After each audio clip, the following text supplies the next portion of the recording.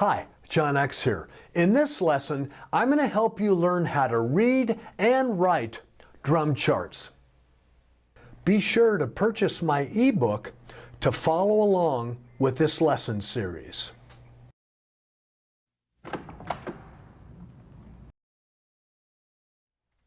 Next, we'll take a look at the chorus. In this section, there are 4 points I would like to discuss. First, notice the groove is changed and it's played using a ride cymbal instead of a hi-hat. The ride cymbal sits above the top line of the staff.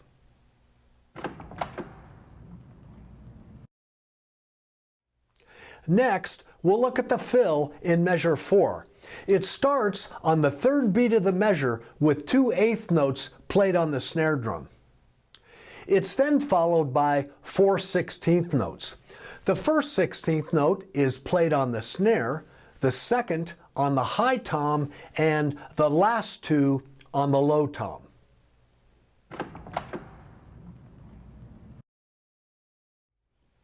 On the second half of the chorus, the groove changes from eighth notes on the ride to quarter notes on the bell of the ride.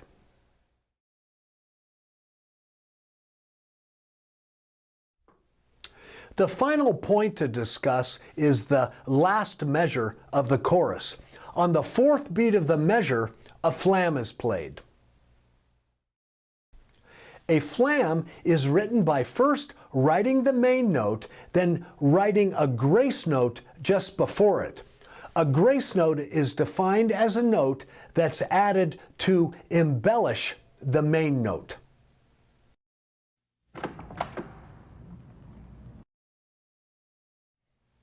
Now we'll take a look at the bridge. This is a short 4-bar section, and everything I would like to discuss appears in the first bar. First, notice that the groove is played on a medium hi-hat. That tells the drummer that the foot tension on the hi-hat pedal will be somewhere between tight and slashed. To save space, medium hi-hat is often abbreviated as MED hat.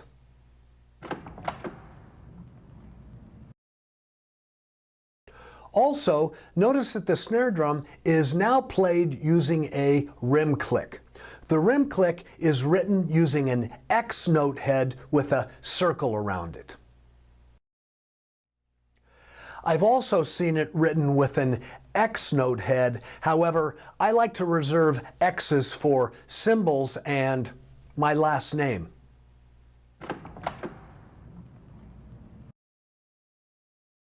Next, notice the MP written under the first bass drum note of the measure. This is called a dynamic mark.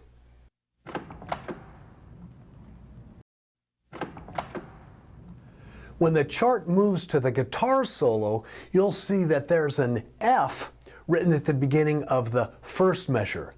This dynamic mark is forte, and it's telling the musicians that this section of the song is played at a loud volume.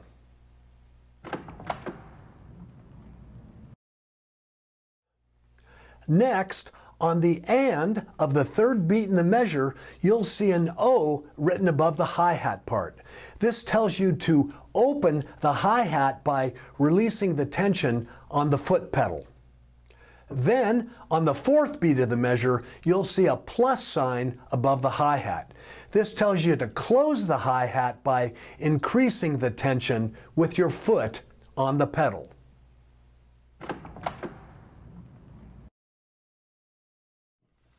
Now, we'll look at the breakdown section of the chart. In the first measure of this section, the bass drum and hi-hat are played together on beat 1. Then, the hi-hat is played with the foot on beats 2, 3, and 4. Now let's take a look at measures 3 and 4. The number 2, written above the repeat sign that connects the 2 measures, tells you to repeat what was played in the previous 2 bars.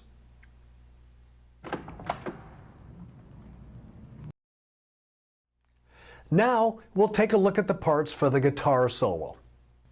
In the first bar of this section, you'll see the verse groove written with directions telling you to play it using slashed hi-hats.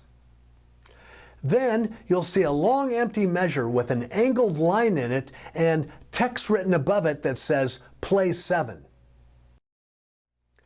This is a shortcut method that tells the drummer to play 7 more bars of the groove written in the first bar.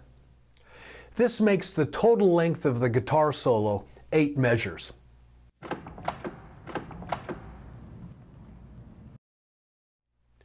And last but not least, see the note written at the end of the line.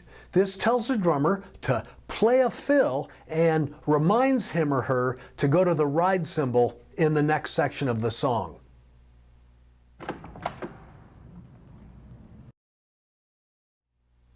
After the guitar solo, the chart goes back to another chorus.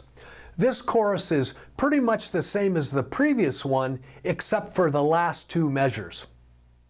In the second to the last measure, notice that fill is written above 4 slashes. This tells the drummer to play a full measure fill, or in this case, a 4-beat fill. In the last measure, the bass drum and hi-hat are played together on beat 1 and rests are written for beats 2, 3, and 4. Notice the 2 slashes to the right of the bass drum and hi-hat part. These are commonly referred to as railroad tracks. This tells the drummer to stop short without ringing cymbals or any other sound after the beat.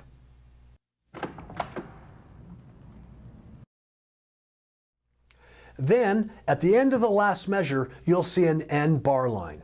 This only happens once and only at the end of the very last measure.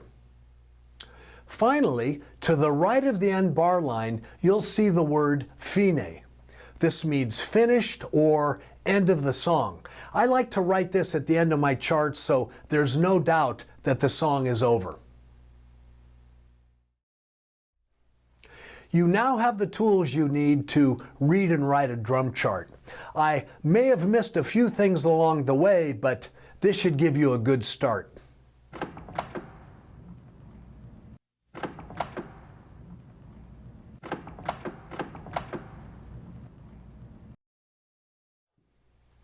Well, that wraps up this lesson series. I sure hope you enjoyed it. Before I go, I would like to thank my good friends at Vic Firth, Zildjian, Drum Workshop, Aquarian, and Shure for their generous support and incredible products. We'll see you again soon. Bye now. It's your